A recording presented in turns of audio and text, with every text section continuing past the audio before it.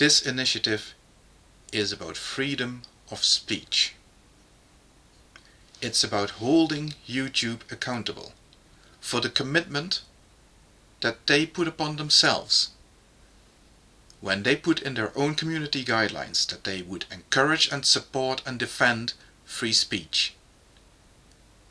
To not just pay lip service to it, but to actually put their money where their mouth is and openly support and defend free speech. That's what this is about. This is not about turning YouTube into a place where anybody can freely go about bullying, intimidating, harassing or badgering other people on this site. And we will not tolerate being associated with such behavior, no matter in how indirect a manner. Because that is clearly not what our initiative is about. But what exactly is the difference, you might ask, between expressing your opinion and bullying somebody, harassing somebody, intimidating somebody? Well, what you need to understand is that an opinion is just that. It's an opinion. It's you expressing what you think and how you feel. And what we are promoting here is that YouTube should uphold your freedom to do that, to express such opinions. But you must never forget that an opinion is something that you are allowed to express in public to anybody who wants to listen. But that does not mean that anybody is obliged to listen to you expressing your opinions, to acknowledge your opinions, to respond to your opinions, and to accept your opinions. And that is where expressing an opinion can turn into bullying and harassment. When you don't accept that. Picture this. You're in Speaker's Corner in Hyde Park or wherever it is, and you're on your soapbox pontificating away about some point of interest that excites you. People come over to your soapbox and listen to your rant for a bit. At that point in time, you're expressing your opinion, and you're doing what you're entitled to do. Now imagine those people get bored with what you're saying, they turn around and they walk away. This is the crucial moment. If you at that point get off your soapbox, start following those people around, start telling them that they should listen to your opinion, that's when you've crossed the line. That's when you expressing your opinion has turned into bullying and harassment. Another good example is the whole debacle about the cartoons about Muhammad in the Danish newspaper. What Muslims often don't understand is that that is just an expression of opinion. They were not trying to force those cartoons onto anybody. Had they, on the other hand, printed those cartoons onto flyers and shoved them through the letterboxes of all the Muslims in Copenhagen, then they would have crossed the line. Then they would have been guilty of harassment. You see the difference? Because it's very, very important that you understand that difference. What does that mean here on YouTube? Very simple.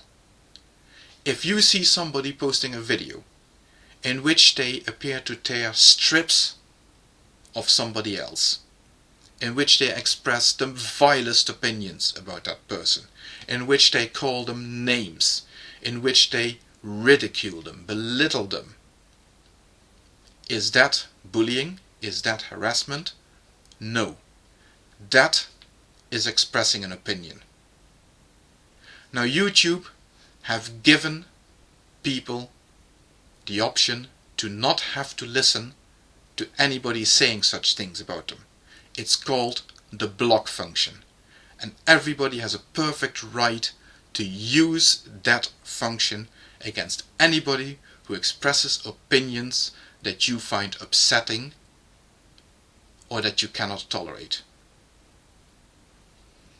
When does it actually become bullying? It becomes bullying when you start demanding that somebody unblocks you because you want to be able to express your opinions to their face. That's when it becomes bullying. When you send so-called minions to post comment after comment after comment onto somebody's video with whom you don't agree in order to try and force them to watch your videos tearing strips off them. That's when you're bullying. That's when you're harassing. You see the difference. You see the important difference there. It cannot be the person who is the target of the opinion that decides whether it's bullying or harassment, because that opens the floodgates to abuse. Anybody can declare themselves to be offended or hurt or intimidated by something nasty that somebody else says about them. It's the actions that decide whether we're dealing with a case of bullying or harassment. It's the hounding down of people, the trying to force your opinions on them. That's what makes it harassment. Following them into other people's videos and responding to their comments there if they have blocked you. That makes you a bully on YouTube. That's what constitutes harassment. Starting to demand that somebody unblock you. That's harassment. But stating your opinion, telling anybody who wants to listen what you think about a certain person, that's just stating your opinion. And that's what we're setting out to defend here. Whether it's positive, friendly, happy opinions, or vile opinions that we would even despise.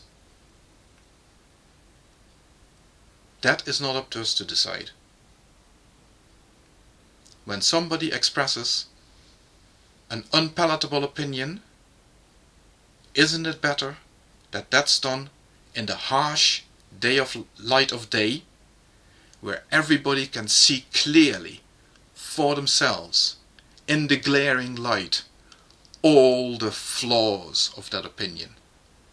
Because when an opinion is driven underground, that's when it becomes alluring, even to people who would otherwise maybe see it for the disgusting thing that it is. Think about that.